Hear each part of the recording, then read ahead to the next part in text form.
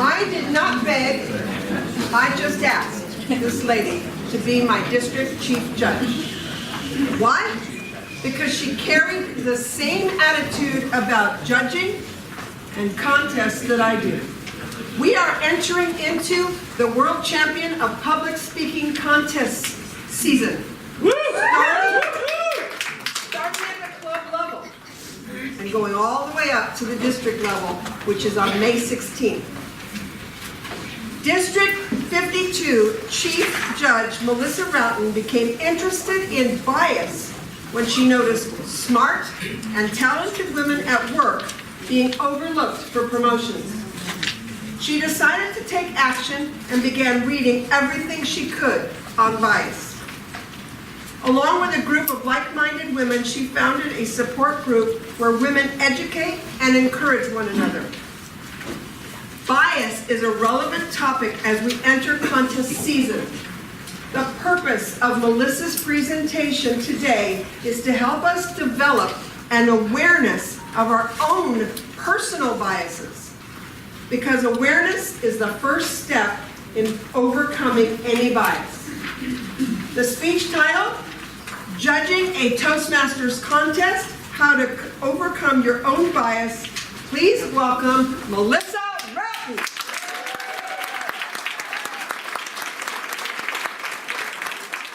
Do you recognize? Yeah.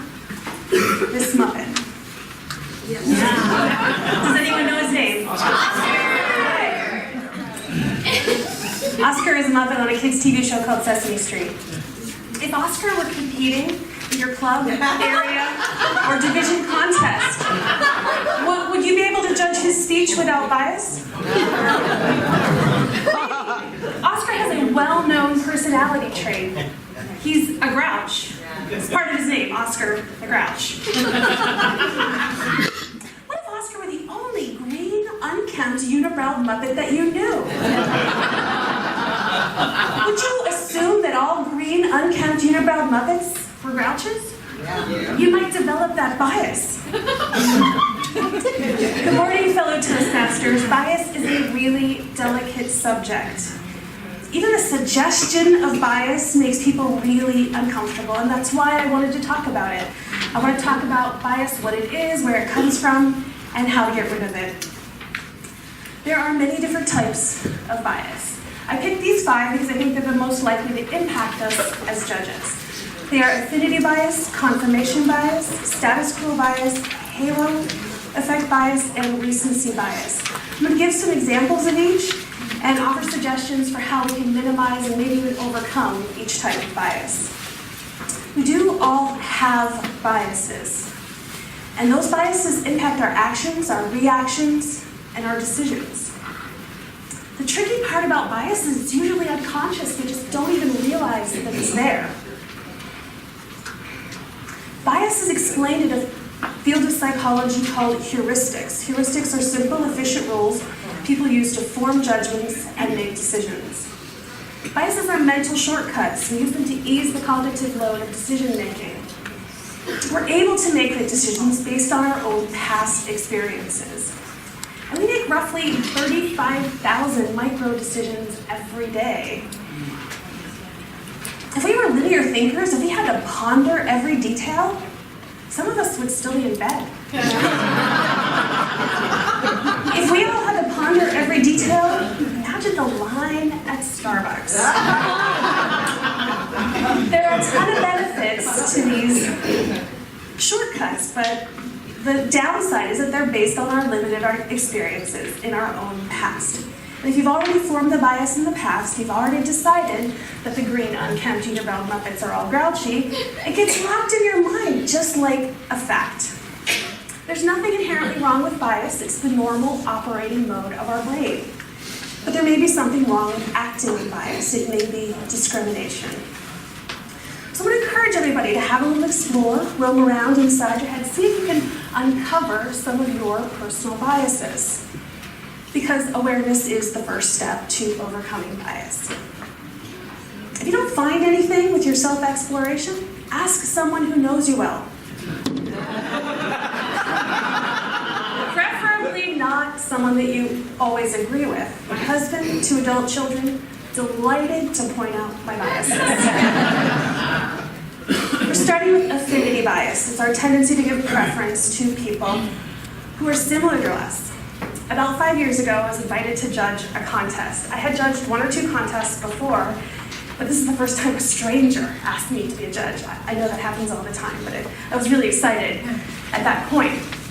And I was determined I was going to be a really good judge. I was going to be the best judge. I was a terrible judge that day. My favorite speech by far was one about Walt Disney. Bias alert, I work at the Walt Disney Studios.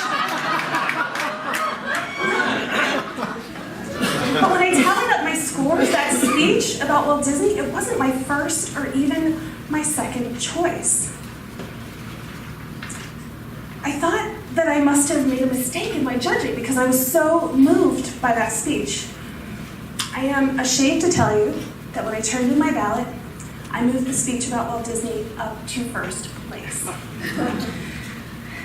The ballot is intended as a guide, and although what I did was technically not against the rules, ethically it was more than questionable. But fortunately, my blunder that day, it didn't affect the outcome of the contest. The speakers that I scored the highest actually came in first and second place. I was really confused, though, after the contest, and I remember sitting in my car and staring at my ballot and looking at my scores over and over again and reading the criteria on the back. And I finally had my own little aha moment.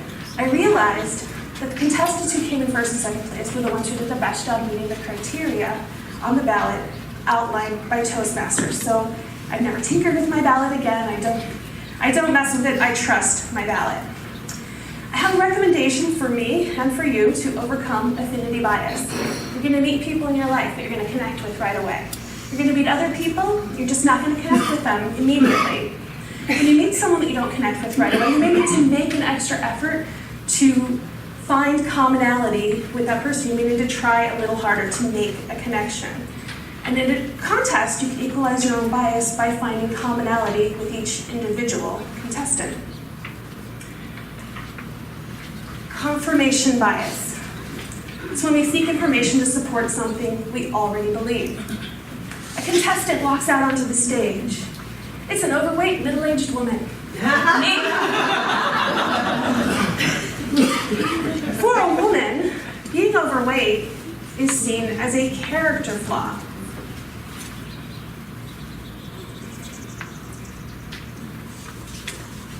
You might assume that I lack self-control. With food, I might lack self-control in other areas in my life. I start my speech. I show you a Muppet, but instead of showing you Oscar the Grouch, I show you the Cookie Monster.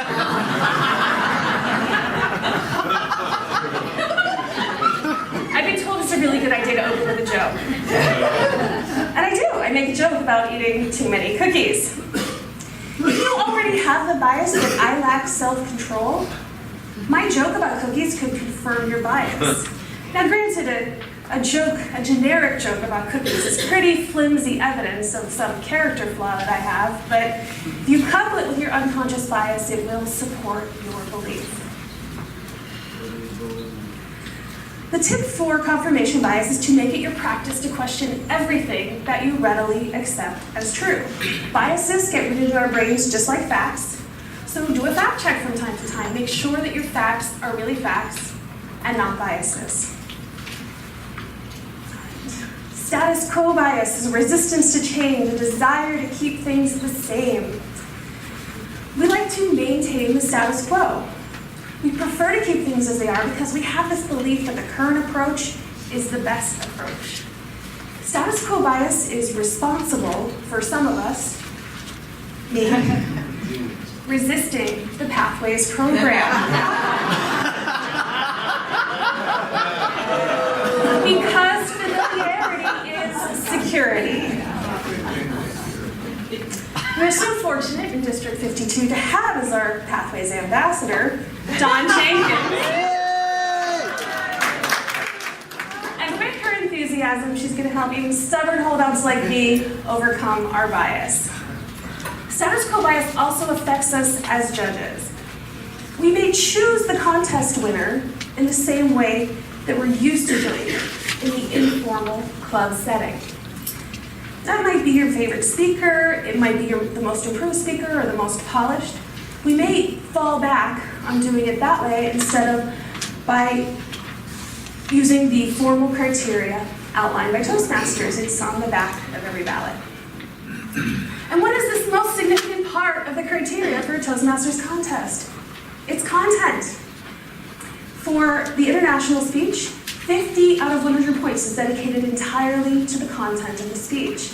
In the humorous speech, it's 55 out of 100 points. Either way, content is queen, or king, depending on your bias. What do I mean by content? Was it a well-structured, original idea? Was it just a dramatic performance, or was it a speech carefully crafted to add value to the lives of listeners?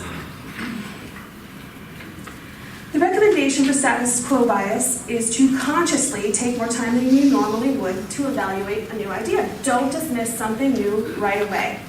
If you're judging a contest, avoid falling back on your usual practice of selecting the winner the same way you would in your club setting. Your speakers in the formal setting should be judged based on the criteria outlined by Toastmasters. All right, halo effect bias. It's our tendency to allow our judgment of a specific attribute to shape our view. Sometimes this is cultural. My husband is British, and I don't know if you're aware of this, but the British have a bias against people with red hair.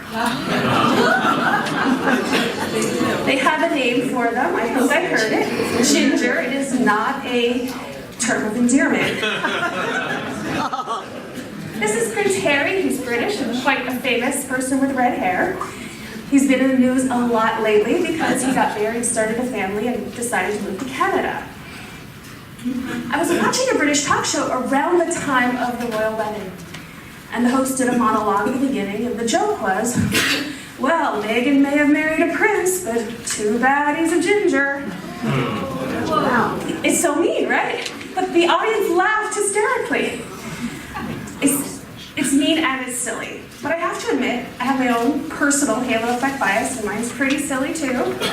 Mine is against monster trucks. And this goes back to a specific incident that happened 30 years ago. I know the exact moment. But it's very unusual that I know where this bias came from. We have to dig really deep to find our biases, and even deeper to figure out where they came from.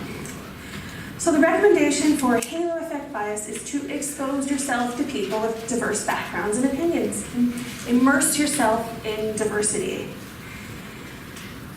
We are less likely to have bias against people for a certain hair color or for the vehicle they drive if we are constantly surrounding ourselves with diverse people. I have good news for you. You're Toastmasters, so you are way ahead of the general population on this. Each time you listen to someone speak, you are exposing yourself to their point of view. Someday here at Toastmasters, I might even meet a nice person who drives a monster truck to cancel out that monster truck bias. All right, recency bias, a favoritism for a more recent incident or event. You may not have heard the term, but you do know that if the person who competes later in the competition is statistically more likely to win. Nobody wants to go first.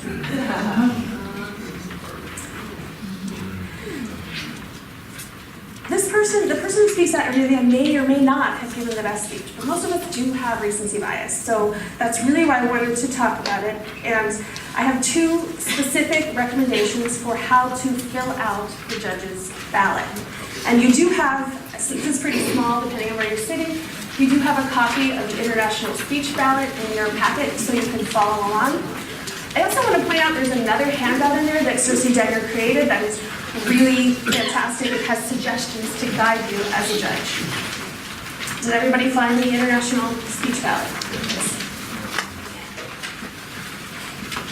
Tip number one, and I actually learned this from Cersei back when she was chief judge, is you write the first contestant's name in the last space on the sheet. Column number 10, all the way over to the right. You write the second contestant's name and call on number 9, the third and number 8, and so on. After the first contestant speaks, you enter their scores, of course. Then, you fold the paper back vertically. You hide column 10 from yourself, so that you're not comparing and contrasting scores that you've already given. After the second contestant speaks, you write in their scores, and again, you fold the paper back, hiding both columns 10 and column 9 from yourself, so that you're not influenced by scores that you've already given.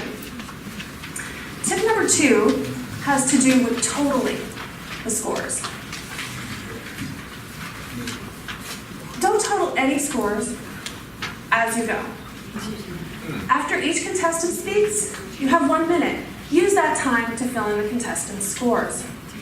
At the end of the last speaker, you have unlimited time. Unlimited time is real, and it's the perfect time to fill in all of the contestants' scores. The reason to do this is so that you're not subconsciously trying to beat a score that you've already given. I've been using this method of scoring for several years, and sometimes I'm really surprised by my own choice of winner. It's not always my favorite speech. It is always the person who did the best job meeting the criteria outlined by Toastmasters. If you volunteer to be a judge, thank you. If you volunteer to be a chief judge, the district has put together in the past a judges list, and we're doing it again this year. It's a really helpful resource. There are papers on the tables outside, so please fill in your name and contact information if you're eligible to be a judge. You know, Toastmasters has a prerequisites for judges. You have to be a member of good standing. And if you are in the traditional program, you have to have completed at least 6 speeches in your CC manual. If you are in the Pathways program, you have to have completed at least a level 1 and a level 2. The only additional prerequisite to get your name on the preferred judges list for District 52 is to listen to me talk about bias. Please add your name. Even when we get judges who are conscious of bias, and when we achieve parity, we equalize the judging pool. We have younger and older, and male and female, and a variety of different cultures. We still have bias to overcome. You're probably familiar with this depressing statistic. For a young black man, the leading cause of death in the United States is to be killed by the police. I can be naive and foolish sometimes, and I actually thought I knew the answer to this. I thought, why don't they just hire more black police officers? About 6 months ago, I was listening to NPR, it's National Public Radio, and they're talking about a study they've done. And it turns out that hiring more black police officers made no difference in the death rate for young black men. It was the why to this, the conclusion, that really surprised me. We could still have bias against a group we belong to. A black police officer could still have a bias against young black men. I can still have a bias against women. We can all have biases in favor of or against a group we belong to. I know I'm doing a love-themed presentation of keeping it light, but I would be remiss if I didn't point out that some biases are huge problems in our society. We all have biases, and some of them are serious and some of them are just silly.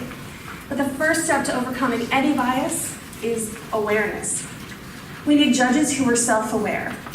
We need judges who are conscious of bias, judges who follow the criteria outlined by Toastmasters. We need you.